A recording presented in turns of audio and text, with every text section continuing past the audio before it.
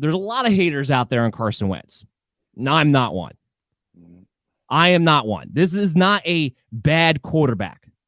To not completely quote Dan Orlowski, but this is a good player who had a bad year. And there's a lot of reasons for that bad year.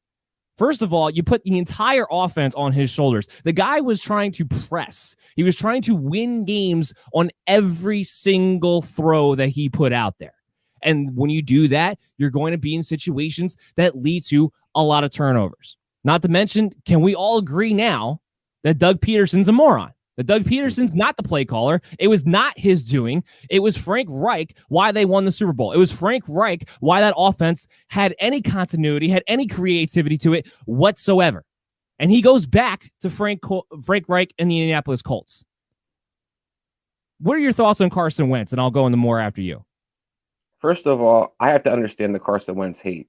Even now, I'm listening to ESPN this morning, and all I heard all morning long is this was trashing Carson Wentz from his press conference, how soft he is. Is he a leader? Is he too sensitive? I heard a lot of things about Kevin Durant being sensitive. You can ball or you can't ball. That's kind of how it boils down to in my book. Carson Wentz carried that team 2 years ago to the playoffs with Boston Scott people. And last year, you drafted Jalen Reagor, who was basically a bust and was banged up at the beginning of the season. They had no Alshon Jeffrey. You brought Deshaun Jackson, who gets you 2 games this season. And then you threw it all on Zach Ertz, who looked like he was falling off a cliff. Exactly. And then you have Carson Wentz, who's behind an offensive line that basically was in shambles. And then to top it off, as you pointed out, the play calling was atrocious. The guy can move. He's a big dude, but they never called any running plays for him. And then suddenly, when Jalen Hurts took over, here comes read options, here comes running plays, here comes all the different things you were expecting before. So I think Carson Wentz has got a chip on his shoulder. I think he's got something to prove. And being from the Philadelphia area and growing up, you hear a lot of haters from Philadelphia on certain players. Quite often when they get out of this market, they wind up realizing what they missed out on. Yeah, we live around the Philadelphia area, and we are not Philadelphia fans in any sport whatsoever. And it's because of the fans that we are not a fan of any of the Philadelphia sports. Because I'm sorry, Philly fans, but you're nuts. You're crazy.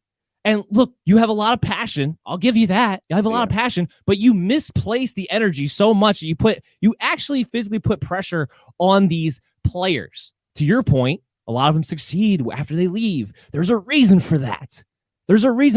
He goes back to Frank Reich, where he was going to be an MVP. He's going to an offense that's set up very similar to how that offense was in 2017. Very good offensive line. Going to have a very good running game. Now, Jonathan Taylor will be another discussion that we'll have to get into at a later date. He'll have a good passing game. Even if they don't bring back T.Y. Hilton, I like Michael Pittman as an up-and-coming guy. They're going to, no matter what, they're going to have a serviceable tight end. We'll see who it winds up being. If it's Alie-Cox or whoever, they're going to utilize the tight end position. They'll find a way. I liked, even though it was a very, very small sample size, I liked what I saw out of Paris Campbell as the slot receiver within the confines of that offense. We'll see if they're able to keep T.Y. Hilton or add somebody else, but you know that they will do that. Right now, you're looking at a dynasty, and you can buy low on Carson Wentz because you have this industry craze of that he's a bum, he's a bust, that he's done, that he's toast. Buy him now.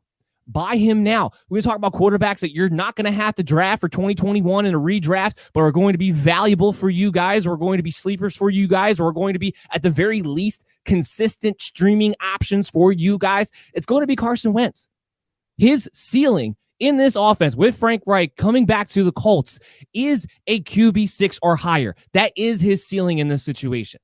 And if you're hating on him just to hate on him, you're not paying attention to football. You're not paying attention to the talent that is Carson Wentz now that he's back in the confines of the offense of where he needs to be. This was the perfect fit. Had he gone anywhere else, I may be singing a different tune. I don't know. But because it goes back to Frank Reich with the Colts, that is where I am all aboard this trade.